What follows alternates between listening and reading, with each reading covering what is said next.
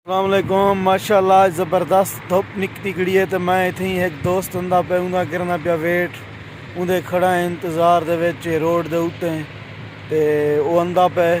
को मिलदे से गाल बात भी करेंदे से वाल तो नाल हाल विला ज़रूर शेयर करेंगे से। दोस्तों काफ़ी देर ते इंतज़ार दे बाद अली भाई दिलशाद खान सारे कने आ गए। पहले ही में फिरते रह गए किमले एडे किमले ओडे ते हुण इन्हां नाल हाल विला करने से पहले असां इन्हें को पिलांदे पैसे चाह बाद गाली थी सन किवें आली बिल्कुल चाह लाजमी है। सब तो पहले चोटी दे जितने भी दोस्त सकड़े दे पन सारे को सलाम थी गया ते गफार भाई शिकायत करने आन के तुसा सादे करे नहीं वेंदे ते आज मैं सोचे कि मौसम ही सही है क्योंकि पहले तो सलीटन झाड़मी आई ते आज जे मौसम सेट थे मैं गफार भाई नाल राब्ता की देखे असा अंधे पे ते बहु मुश्किल नाल उनकी गोली से क्योंकि इंजी ज्यादा गफार भाई पे के इथा जन गुदा तू मेरे घर कहने में आया है मैं शाह प्यान था ना इंशाल्लाह तेरे घर ही हो सकदा जरूर हो इंशाल्लाह जिंदगी रही। बाकी सफर किवें गुजरे? अल्हम्दुलिल्लाह बिल्कुल फिट रह गए। अच्छा गुदा मैं अक्सर रहता रहता तेरी चोटी वाले ज्यादातर शायरी करना जी गुदा सारे अल्हम्दुलिल्लाह तब दे नाल जे लोग मोहब्बत करना और शायरी भी वो होंदी है कि बाकी इलाके च नहीं मिलता वखरी शायरी बिल्कुल सही जिवें इंसान अपने दर्द बयान करंदा ना ते मैं चोटी वाले सारे दोस्तों को आखसा कि शायरी को तुसा खत्म नहीं थी माने होना जितने भी हैं नवे जरे यंगस्टर आंदे पन ना उन्हें को शायरी तुसा सिखावणे ते बेहतरीन शायरी भी देदा रहना बेहतरीन होंदे और इन सारे जरे देहाती इलाके ते इन्हें च गफार बुगलानी बहु बड़ा किरदार अदा करदे पन लेकिन सपोर्ट करने भाई को वीडियो को चौके वाली गाल करनी है बगैर सब्सक्राइब दे बंदा बिल्कुल सही जितना सपोर्ट करे सो तोरा इलाका उतना उजा करती सी डिठे पे पिछले दी हुन रोड ही बनदा पे माशाल्लाह इंशाल्लाह ओ दोस्तों को पता है कि मैं अपनी सिफत करा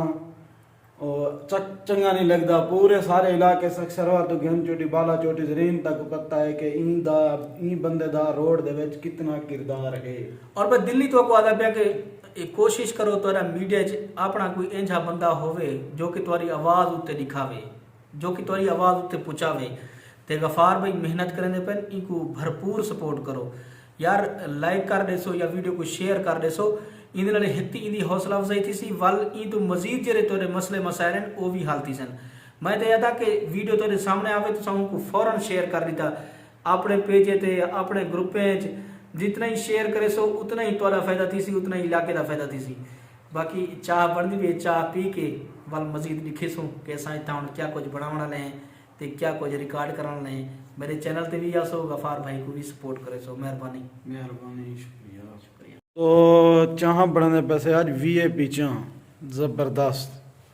बड़े कई ढेर पैसे अली हुन करूं बस मैं ना इंदी ले हाल अली ठीक ही खैर है फैटी दिलशाद ले हाल ठीक ही खरिया है चाह पड़का गन मैं जल बाहर दो हां चाह पी कने 12 जुल बस बोला 18 वैसी चलो ये ठीक है। अच्छा संगत गफार भाई दे नजर एक डोढ़ा या तब बांधा हमें चन गोदे ते आज क्या थी गई कर वित बांधई तू दस ना दस मैं को सुध है पई तू शाम फजर वन जित बांधई उडराग जो थी गई ही संगे कदी यथ बांधई कदी उथ बांधई